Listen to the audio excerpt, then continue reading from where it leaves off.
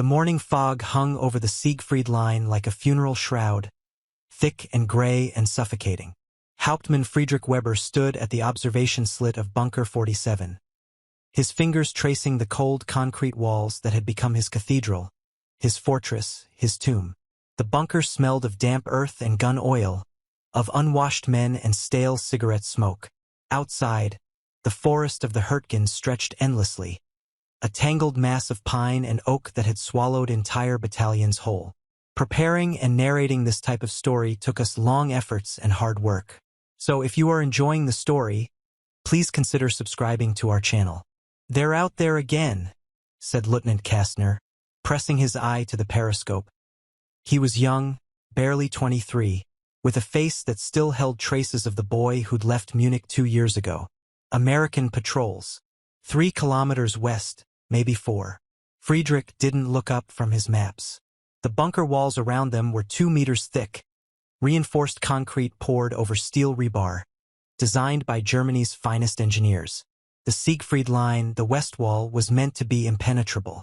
Hitler himself had declared it the guardian of the fatherland, an unbreakable barrier that would bleed the Allies white before they ever touched German soil. "Let them come," Friedrich said quietly. His voice carried the weariness of a man who had seen too much, survived too long. "These walls have stood against everything they've thrown at us. Artillery, bombers, tanks. Concrete doesn't yield to American bravado." The bunker housed 42 men, though it felt like 400 in the cramped darkness. Machine gun nests faced westward through narrow slits, covering the approach roads with overlapping fields of fire. Below, in the ammunition stores, they had enough rounds to hold for months. The Americans would have to come through the killing fields, through the minefields and wire, and even if they reached the bunker, what then? Concrete 2 meters thick didn't care about courage. Oberstfreiter Hans Zimmer sat near the radio, cleaning his rifle with methodical precision. He was older than most, 38, a schoolteacher from Hamburg who'd been called up when the war turned desperate. His wire-rimmed glasses caught the dim light from the oil lamps. "My grandfather helped build the fortifications near Aachen in 1938, he said, his voice carrying that peculiar mix of pride and melancholy that defined all of them now. He said they poured these bunkers to last 1,000 years, like the Reich was supposed to. No one responded to the bitterness in that last sentence. They'd all stopped believing in thousand-year Reichs somewhere between Stalingrad and Normandy. Friedrich moved through the bunker's corridors, past men playing cards with worn decks, past the cooking area where Feldwebel Kraus was stretching their rations into something resembling soup. The bunker was a self-contained world, ventilated by a system that pulled in filtered air from concealed intakes. They had a well for water, storage for months of food, medical supplies, even a small library that someone had assembled from abandoned houses. Herr Hauptmann called Gefreiter Becker from the southern observation post.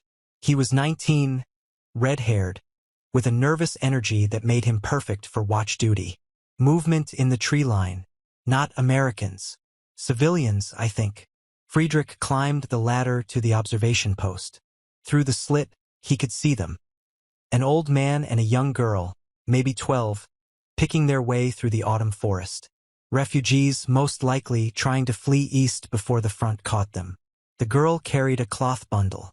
The old man walked with a cane made from a tree branch. "Hold fire," Friedrich ordered, though no one had suggested otherwise. They watched the pair disappear into the mist, ghosts fleeing a war that had already devoured everything they'd known. That night, Friedrich couldn't sleep. He lay on his bunk, listening to the symphony of the bunker. The hum of the ventilation system, the occasional cough, the whispered conversations of men who'd forgotten what silence meant. On the wall above his bunk, he'd pinned a photograph of his wife, Anna, and their daughter, Greta. The picture was 3 years old. Greta would be 8 now. He wondered if she still remembered his face. The letter had arrived 2 weeks ago, forwarded through the chaos of the collapsing mail system. Anna's handwriting was precise, controlled, the way she wrote when she was trying not to cry. "The bombing is worse. They say Dresden is gone. Hamburg is rubble. We're moving to the countryside, to Uncle Werner's farm. Please, Friedrich, if you can, if there's any way, come home. Greta asks about you every night. She's forgotten the sound of your voice.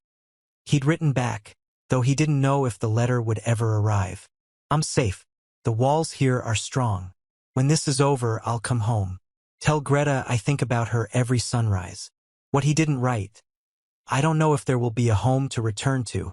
I don't know if these walls will save me or become my grave.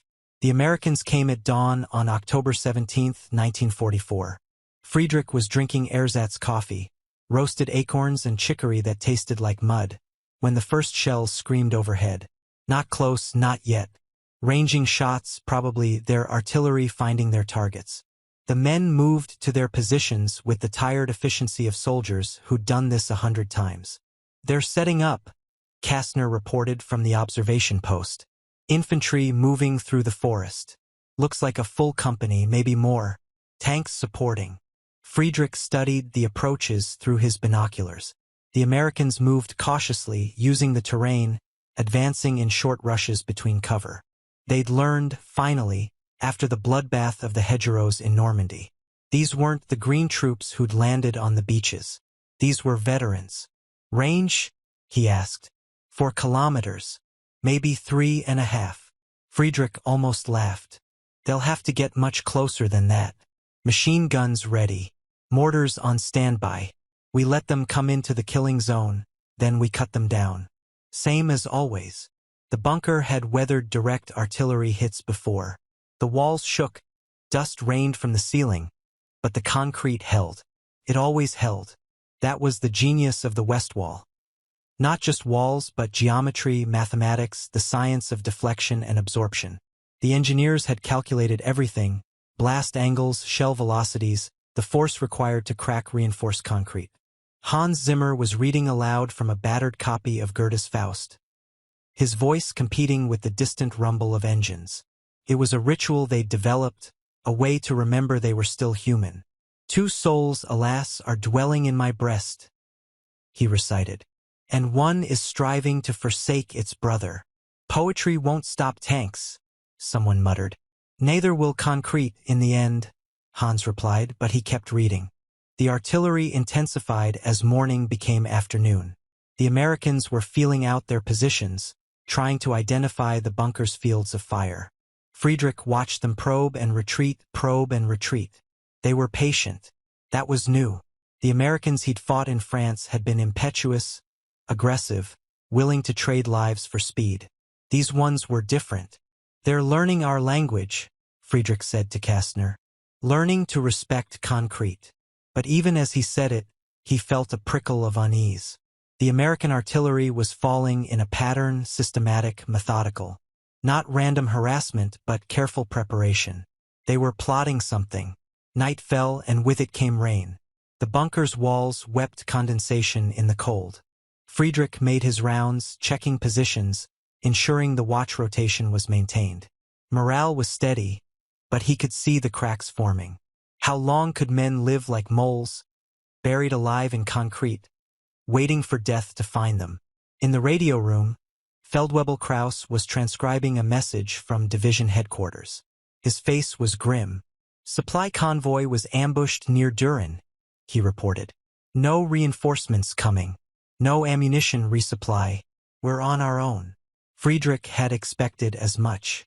The Wehrmacht was collapsing, division by division, the eastern and western fronts consuming men faster than Germany could produce them. But they still had these walls. As long as the concrete held, they could endure. How long can we hold? Kastner asked quietly, when they were alone. Friedrich looked at the younger man, saw the fear carefully hidden behind professional composure. As long as it takes, he said. These walls were built to protect Germany. They'll do their job. And if Germany falls, then we'll have done our duty. It was the only answer he had left. The American barrage began at 0400 hours on October 18th. But this wasn't artillery as Friedrich had known it. This was something else, something that made the bunker shake in ways it never had before. The explosions weren't the sharp cracks of conventional shells. These were deeper, heavier, concussive waves that seemed to travel through the earth itself. What the hell are they using? Becker screamed over the noise. Friedrich didn't know. He pressed himself against the concrete wall, feeling it vibrate like a living thing. Dust cascaded from the ceiling in gray waterfalls. The lights flickered and died, leaving them in darkness broken only by flashlights and oil lamps. The bombardment lasted 20 minutes. When it finally stopped, the silence was deafening. "Damage report," Friedrich shouted. The men checked their sections. The machine guns were still operational. The observation slits were intact. The walls, blessed concrete walls, still stood. But something had changed. Friedrich could feel it in his bones. Kastner climbed to the main observation post and went very still. "Herr Hauptmann," he said, his voice strange. "You need to see this." Friedrich climbed up beside him. Through the observation slit, dawn was breaking over the forest. And there, for kilometers away, impossible, it should have been impossible, he saw it. A crater. Not near the bunker. Not in front of it. But carved into the hillside where their ammunition dump had been hidden. A full kilometer behind them.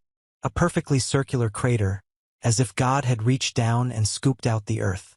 "They hit the ammunition dump," Kastner whispered. "From 4 kilometers away. Through..." He couldn't finish. "Through 4 kilometers of forest and terrain," Friedrich finished. Impossible. But he was looking at the evidence. The ammunition dump had been carefully concealed, invisible from any direct observation. The Americans couldn't have seen it. They couldn't have ranged it with conventional artillery. Hans Zimmer appeared beside them, his glasses askew. "The philosophy of war is changing," he said quietly. "We built walls to stop what we could see, but they've learned to strike what they cannot see, from distances that make walls irrelevant." The radio crackled to life. Feldwebel Kraus's voice was tight with tension. "Herr Hauptmann, message from Bunker 51. They're reporting. They say their northern wall has been breached. A single shell. They say it came from kilometers away, and it went through the concrete like it wasn't there. Impossible." The word echoed in Friedrich's mind, but it was losing meaning. "Get me more details," he ordered. How thick was their wall? What angle? What kind of shell? But even as he asked, he knew the answers wouldn't matter. Something fundamental had changed in the equation of war. The Americans had brought something new to the battlefield, something the engineers in Berlin hadn't calculated for. Throughout the day, reports filtered in from other bunkers along the west wall. Bunker 33. Eastern wall penetrated. For men killed. Bunker 19. Direct hit on the command post, catastrophic casualties. Bunker 47. Still intact, but the men were beginning to understand what Friedrich already knew. Their walls weren't impenetrable anymore. That evening, Friedrich called his senior NCOs together in the cramped command room. The map on the wall showed the Siegfried Line, that proud chain of fortifications that was supposed to be Germany's shield. He'd drawn red XS on 6 bunkers that had been destroyed or abandoned in the last 24 hours. "The Americans have deployed a new weapon," he said, keeping his voice level. "Long-range artillery with unprecedented accuracy and penetrating power. We don't know the specifications. We don't know the limitations. But we know it can strike us from distances where we can't retaliate." "So what do we do?" Kraus asked. "We can't abandon the position. Orders are to hold at all costs." "Orders were written by men who believed these walls were unbreakable," Hans said. "Reality has revised their assumptions." Friedrich looked at his men. Tired, scared, but still professional, still soldiers. "We adapt. We minimize time in the forward positions. We move our supplies to dispersed locations. We prepare evacuation routes in case." The explosion cut him off. This time it was close. Very close. The bunker convulsed like a wounded animal. Men were thrown from their feet. Friedrich's head cracked against the concrete wall, and he tasted blood. The lights died again, and in the darkness, someone was screaming. When the emergency lighting came on, Friedrich saw it. A hole in the western wall. Not breached completely. Not yet. But a spiderweb of cracks radiating from an impact point where something had struck with terrible force. The hole was perhaps 30 centimeters across, and through it he could see daylight. 2 meters of reinforced concrete, and something had punched halfway through it from 4 kilometers away. Impossible, Becker whispered, staring at the damage. But it wasn't impossible. It was happening. The American infantry attacked at dawn on October 19th. They came with tanks and smoke, using the morning fog for concealment. Friedrich's machine guns opened up at 800 meters, cutting down the first wave. But the Americans kept coming, and behind them, that invisible artillery continued to pound. Another shell hit the bunker, this time on the southern wall. The concrete cracked further. The ventilation system failed, and the air inside became thick with dust and cordite fumes. Men coughed and cursed, firing blindly through the observation slits. "They're flanking," Kastner shouted. "Infantry on the north side." Friedrich grabbed a rifle and moved to the northern position. Through the slit, he saw American soldiers in their olive-drab uniforms, moving with the confidence of men who knew the walls couldn't save their enemies anymore. He fired, saw one go down, but there were too many. An explosion rocked the bunker, different this time, engineers probably placing demolition charges on the exterior walls. The Americans were adapting too, understanding that the bunkers could be cracked, broken, invaded. "Fall back to the lower level," Friedrich ordered. "Prepare for close quarters." They retreated into the depths of the bunker, into the magazines and storage rooms that now felt less like sanctuary and more like a trap. The sounds of battle echoed through the concrete corridors. Gunfire, explosions, the screams of wounded men. Hans Zimmer was bleeding from a head wound, but he was still conscious, still clutching his rifle. "The Americans didn't just bring better weapons," he said, his voice distant, dreamy. "They brought a better philosophy. We built walls to resist force. They learned to apply force from angles we never imagined." Another explosion. Closer.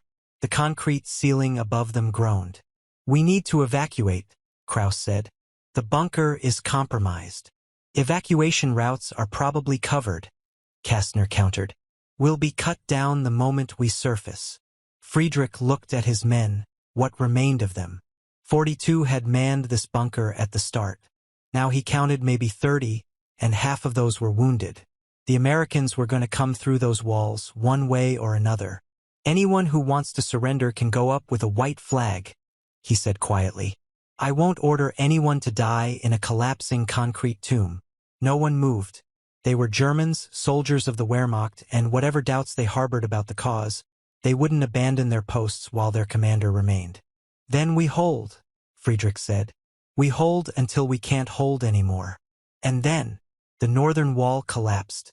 Not all of it, just a section, maybe 3 meters wide, where the repeated artillery strikes had finally shattered the concrete's integrity.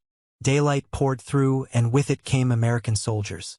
What followed was brutal, close quarters fighting in the flickering light of oil lamps and muzzle flashes. Friedrich fired until his rifle was empty, then grabbed a fallen soldier's submachine gun and kept firing. Men fell on both sides, and the air filled with smoke and screams. Through the chaos, he saw Becker go down, shot through the chest. Saw Kraus fighting with a knife when his weapon jammed.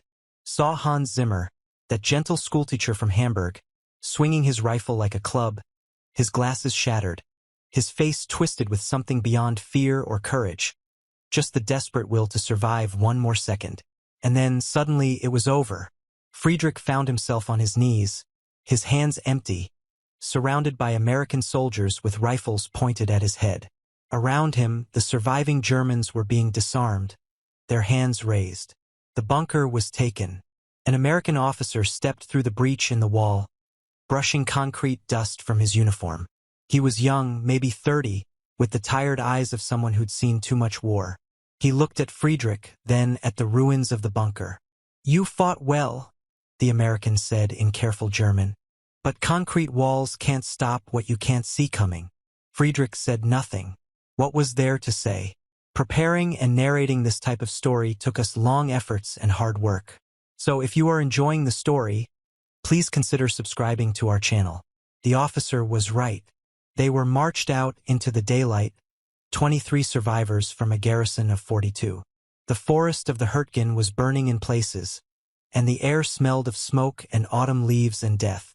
Friedrich looked back at Bunker 47, at the walls that had been his world for so many months. 2 meters of reinforced concrete, designed by Germany's finest engineers, built to last 1,000 years. And it hadn't mattered. The POW camp was near Aachen, a city that had once been German and was now something else, a ruin, a memory, a warning. Friedrich and his men were processed with mechanical efficiency. Names recorded, weapons catalogated, injuries treated by American medics who worked with the same tired professionalism as doctors everywhere. In the camp, Friedrich met survivors from other bunkers along the Siegfried Line. The stories were all the same. Walls that had held against everything suddenly pierced from impossible distances. Artillery that could see through forests and hills, that could calculate trajectories the German engineers had never imagined possible. "They call it the Long Tom," said a Hauptmann from Bunker 19, a man named Schaefer with burns on his hands and arms, a 155mm gun that can fire shells 23 kilometers. "And they have forward observers who can call in fire with precision we never developed. They don't just have better weapons, they have better mathematics." Friedrich listened to these debriefings with the detachment of a man watching his world dissolve. The Siegfried Line was falling bunker by bunker. The vaunted west wall was becoming a tomb for thousands of German soldiers who'd believed in concrete and steel. At night, lying on his cot in the crowded barracks, Friedrich thought about Anna and Greta. Were they safe in the countryside? Had the farm been spared the bombings? He had no way to know, no way to reach them. The war had severed all connections, left everyone floating in isolated pockets of uncertainty. Hans Zimmer survived, though the head wound had left him with blinding headaches. They sat together one evening, watching the sun set through the barbed wire. "I used to teach history," Hans said. "Told my students about the Maginot Line, how the French built those invincible fortifications and how the Germans just went around them. I told them it was a lesson about rigid thinking, about preparing for the last war instead of the next one." He laughed bitterly. "And then I spent 2 years inside another Maginot Line, believing the same lies." "It wasn't a lie," Friedrich said. "The walls were real. They did stop shells, for a while. But they couldn't stop evolution. The Americans evolved. They learned. And we stayed static, trusting in concrete." Friedrich had no answer to that. He thought about the engineers who'd designed Bunker 47, about the workers who'd poured that concrete in 1938, believing they were building Germany's salvation. They'd done everything right according to the knowledge of their time. It wasn't their fault that time had moved on without them. Word filtered through the camp that the war was entering its final stages. The Allies were crossing the Rhine. Berlin was being encircled by the Soviets. Hitler was reportedly in a bunker beneath the Reich Chancellery, commanding armies that no longer existed, defending walls that were already dust. In April 1945, American guards gathered the prisoners to listen to a radio broadcast. President Truman's voice crackled through the speaker, announcing that the war in Europe would soon be over. Friedrich watched the guards' faces. Relief, exhaustion, a cautious hope that maybe they'd see home again. He wondered if he'd ever see home again, if there was still a home to return to. Friedrich Weber was repatriated to Germany in October 1945, 1 year after Bunker 47 had fallen. The country he returned to was unrecognizable. Cities were rubble. Millions were dead or displaced.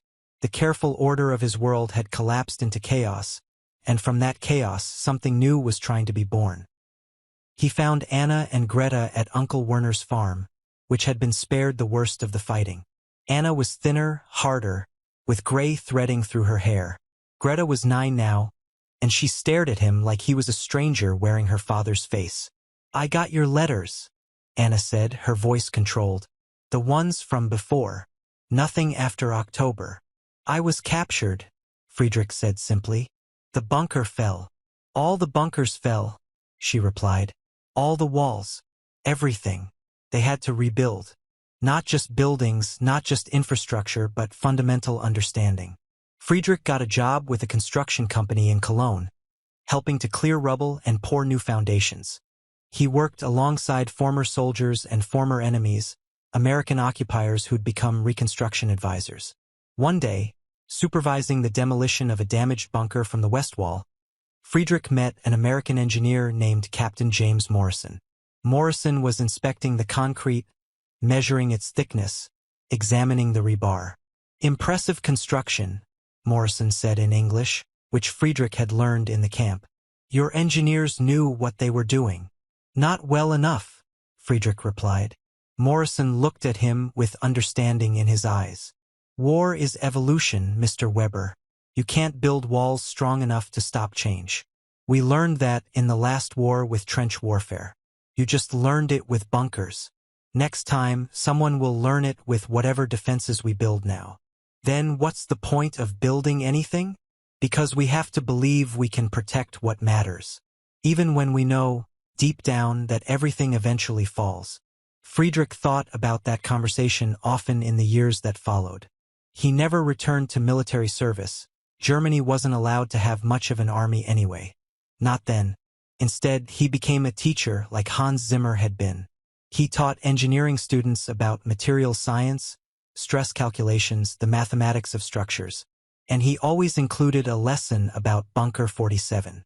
"We built these walls perfectly," he would tell his students, showing photographs of the Siegfried Line fortifications. "According to every principle known at the time, they should have been impenetrable. And for a while they were. But technology evolved. Tactics evolved. And suddenly, 2 meters of reinforced concrete wasn't enough. This is the lesson. Never believe you've built the final solution. Never trust that your walls will last forever. Everything is temporary. Everything can be pierced." Greta grew up, married a man who'd been too young to fight, had children of her own. Friedrich watched his grandchildren play in parks where bunkers had once stood, and he marveled at how quickly the world could forget its wounds. Anna lived until 1978. In her final days, when the cancer had eaten away everything but memory, she held Friedrich's hand and said, "You came home. After everything, you came home. That's what mattered. Not the walls, not the war. Just coming home." Friedrich Weber died in 1982, at the age of 78. At his funeral, former students spoke about his teachings, about his insistence that they question assumptions, that they understand the temporary nature of all human constructions. Hans Zimmer was there, stooped and white-haired but still alive. He read from Goethe's Faust, the same passage he'd read in Bunker 47 all those decades ago. "Two souls, alas, are dwelling in my breast, and one is striving to forsake its brother."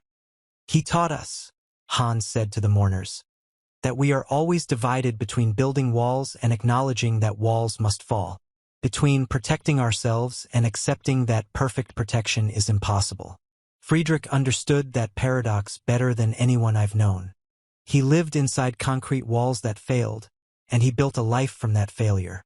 In 2014, a German history student named Lisa Weber, Friedrich's great-granddaughter, visited the remains of Bunker 47 as part of her thesis research. The bunker was now a historical site, its walls carefully preserved as a memorial to the futility of the Siegfried Line. She stood in the observation room where her great-grandfather had once commanded, running her hands over concrete that still bore the scars of American shells. The hole in the western wall had never been repaired.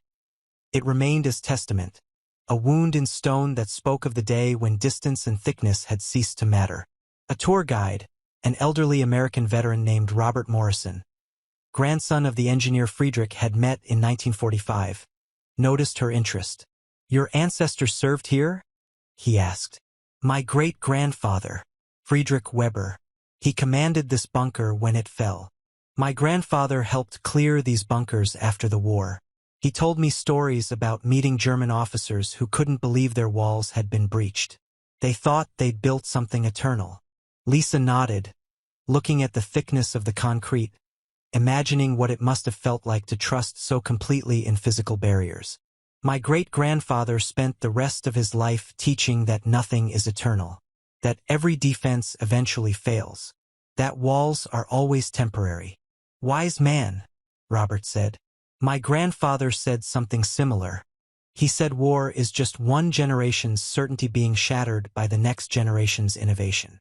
They stood together in the ruins of Bunker 47, two descendants of former enemies, surrounded by concrete that had once promised invincibility. Outside, through the observation slit, the Hurtgen forest had regrown. The killing fields were now hiking trails.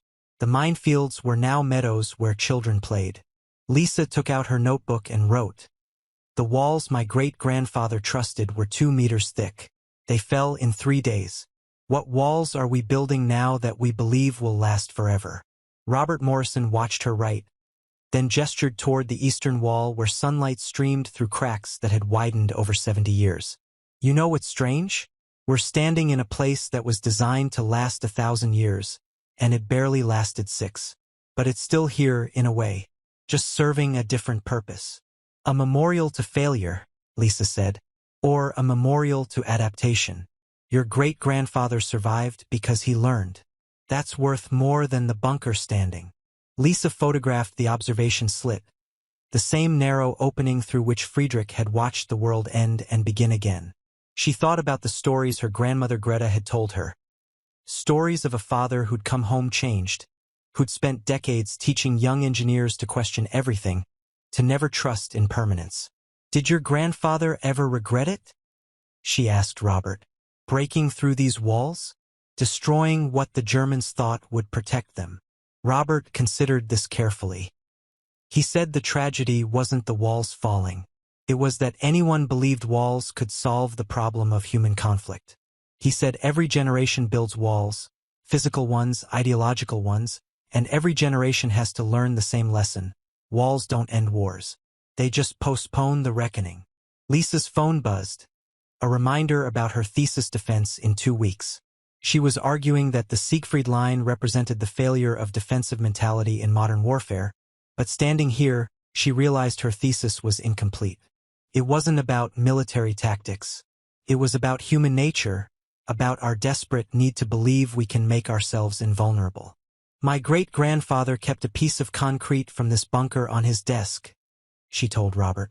"My grandmother said he'd hold it sometimes, feeling its weight. He told her it was a reminder that the strongest things we build are also the most brittle. That flexibility survives longer than rigidity." "Philosophy carved in concrete," Robert said with a slight smile. "Your great-grandfather sounds like he understood what my grandfather learned. The Americans didn't win because they had better walls. They won because they learned to think around walls, past them, through them. While the Germans kept perfecting fortifications, the Americans perfected adaptation.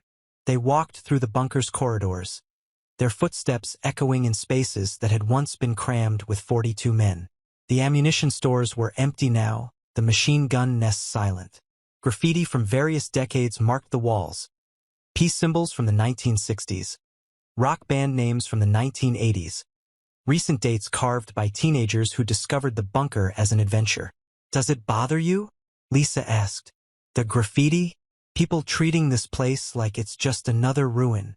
"My grandfather said the best thing that could happen to these bunkers was for them to become irrelevant.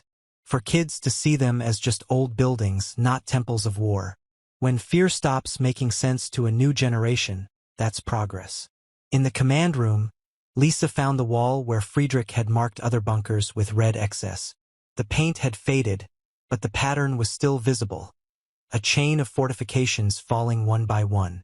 She took out her tablet and overlaid a historical map, matching the excess to bunker designations.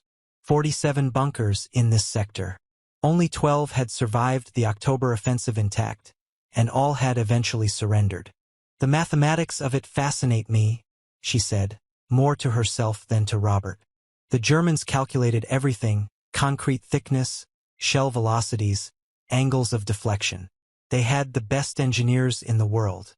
But they calculated for the weapons of 1938, not 1944. "Static thinking," Robert agreed. "My grandfather's unit had forward observers with radios, aerial reconnaissance, artillery computers.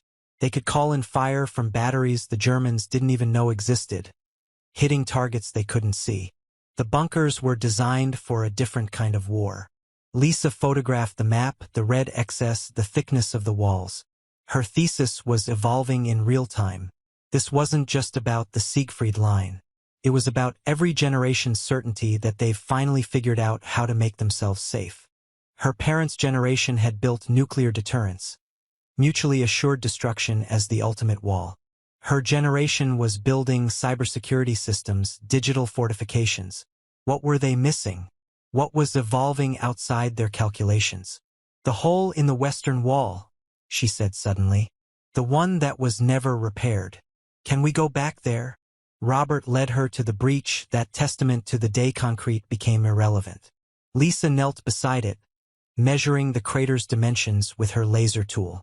The shell had struck at an angle calculated to maximize penetration, hitting the wall where internal buttressing was weakest. Precision engineering defeating precision engineering. The Americans didn't just have better weapons, she said, understanding crystallizing. They had better information, better communication, better coordination. The Germans were strong but isolated. The Americans were networked. Information defeats fortification, Robert said. That's still true today. Maybe more than ever. Lisa thought about her own world, where data breaches mattered more than physical invasions, where malware could cripple nations without firing a shot, where the walls were firewalls and they were falling too, pierced by innovations their builders hadn't imagined. The lesson of Bunker 47 wasn't historical. It was eternal. She spent the rest of the afternoon documenting the site, but her mind was elsewhere, connecting threads across time. Friedrich Weber had learned this lesson at the cost of comrades' lives, at the cost of his certainty. He'd spent 40 years teaching it to engineers who would build the next generation of structures, of systems, of defenses. And now she was learning it again, standing in his ruins. As sunset approached, Lisa and Robert walked back through the Hurtgen forest, following trails that had once been approach roads for American armor. The forest had reclaimed everything. Trees grew where tanks had burned. Wildflowers bloomed where men had died. Nature had done what concrete couldn't. It had absorbed the violence and transformed it into something new. My great-grandfather planted a garden, Lisa said, remembering stories from her grandmother. After the war, when he came home, he planted vegetables in the yard. My grandmother said he told her that anything that grows is stronger than anything that's built, because what grows can adapt. Organic versus static, Robert said. Your great-grandfather was a philosopher. He was just a man who'd learned something terrible and didn't want others to learn it the same way. They reached the parking area where a small museum had been established, Bunker 47 Memorial Center, established 1995.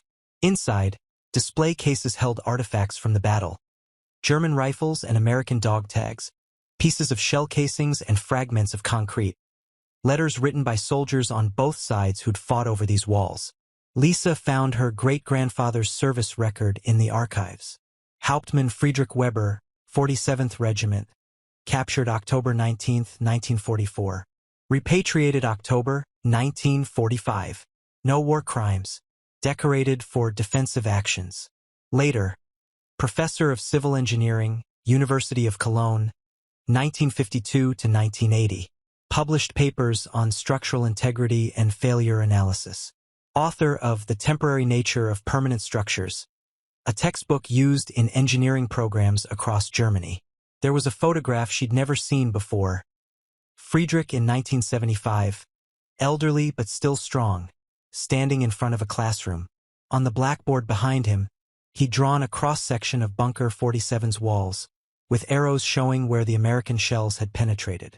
The caption read, Professor Weber teaching his famous course on adaptive engineering. He never stopped trying to teach the lesson, Lisa murmured.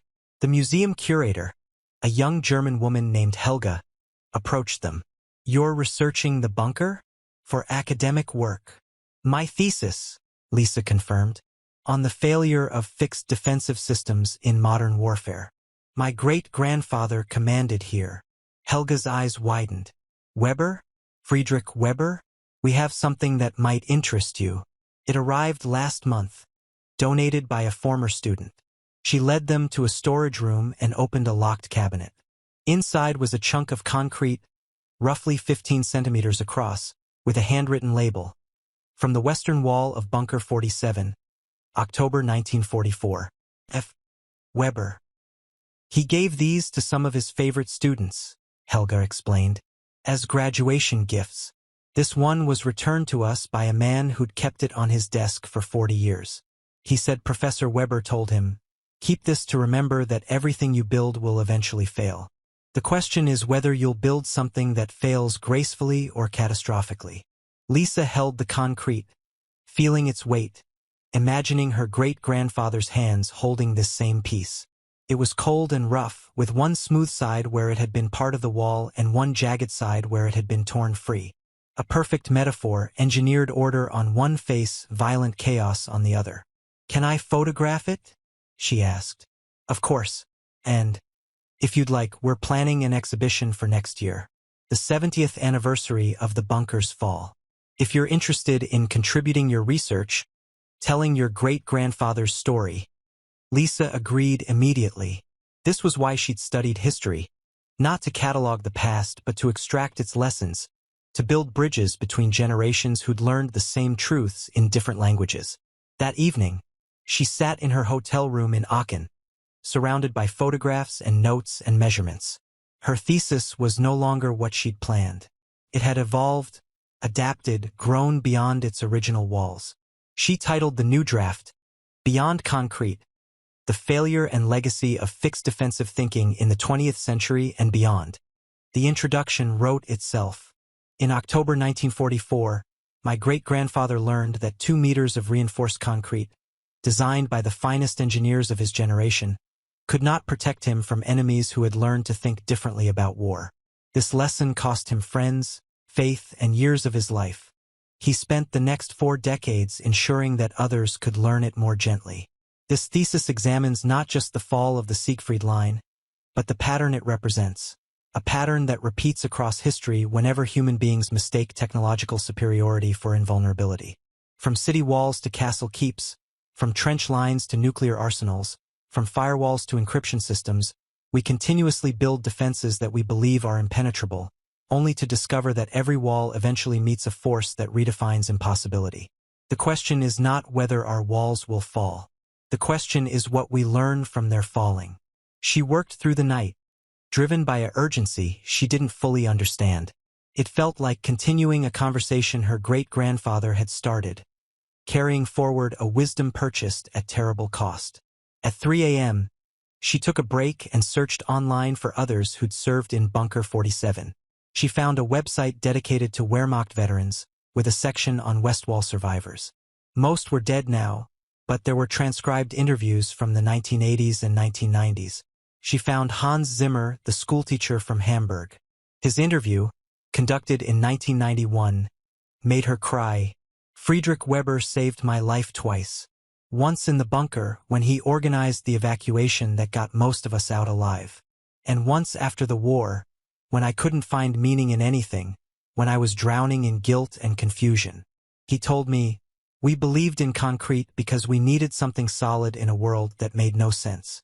The concrete failed, but we don't have to. We can be the thing that adapts, that learns, that grows.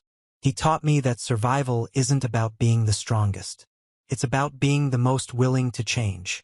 Lisa included this quote in her thesis. It belonged there, a voice from the ruins speaking across decades. By dawn, she had a draft. It wasn't polished, but it was true. It captured something essential about her great-grandfather's experience and its relevance to contemporary challenges. The walls we build today, ideological, technological, psychological, were no more permanent than Bunker 47's concrete. The question was whether we'd learn gracefully or catastrophically. She sent the draft to her advisor, then packed her materials and prepared to return to Berlin. But first, she wanted to see the bunker one more time at sunrise. The forest was misty, like Friedrich had described in his letters. Letters she'd read in archives, never sent to Anna but written anyway. Catharsis poured onto paper. She walked to the bunker and climbed to the main observation post, standing where her great-grandfather had stood 80 years ago. Through the slit, she watched the sun rise over the Hurtgen forest. The same sun that had risen on October 17, 1944, when American artillery had begun its systematic destruction of certainty. The same sun that would rise tomorrow, and the next day, indifferent to human walls and human wars. Lisa understood something then, standing in the ruins. Her great-grandfather hadn't been teaching about concrete. He'd been teaching about humility, about the necessity of accepting that we don't know what we don't know, that our solutions are always temporary, that the next generation will have to adapt to challenges we can't imagine. "Thank you, Opa," she whispered to the morning. "I understand now." As she walked back to her car, she composed a final paragraph for her thesis. Bunker 47 stands today not as a monument to failure but as a teacher of wisdom. Its broken walls instruct us that strength alone is insufficient, that the defenses we build must include the flexibility to adapt when they prove inadequate. My great-grandfather, Friedrich Weber, learned this lesson in concrete and blood. He taught it in classrooms and equations. I teach it now in history and hope. Hope that each generation learns more gently than the last, that the walls we build include doors we're willing to open, that our certainty includes space for doubt. The bunker endures not because it was strong, but because it was willing to become a ruin. And in that ruin, generations have found instruction. This is the only permanence available to human constructions. Not that they stand forever, but that their falling teaches us how to build better. Everything is temporary. Everything can be pierced. The question is not how to build walls that never fall, but how to build people who can live without them. Lisa submitted her thesis 3 months later. It won her department's highest honor. She became a professor herself, teaching history at Heidelberg, specializing in the intersection of military technology and human adaptation. She gave her students pieces of concrete from Bunker 47. The museum had collected fallen fragments over the years, and asked them the same question her great-grandfather had asked his engineering students. What are you building that you believe will last forever? And what will you do when it doesn't? The lessons of Bunker 47 continued outward. Ripples from a stone dropped in 1944, touching shores that Friedrich Weber could never have imagined. The walls had fallen, but what they taught endured, carried forward by those willing to learn from ruins rather than rebuild them endlessly. And in the Hürtgen forest, concrete slowly returned to earth, embraced by roots and rain, teaching its final lesson. That nature reclaims everything, that time defeats all walls, and that the only true strength is the ability to change. Preparing and narrating this type of story took us long efforts and hard work. So if you are enjoying the story, please consider subscribing to our channel.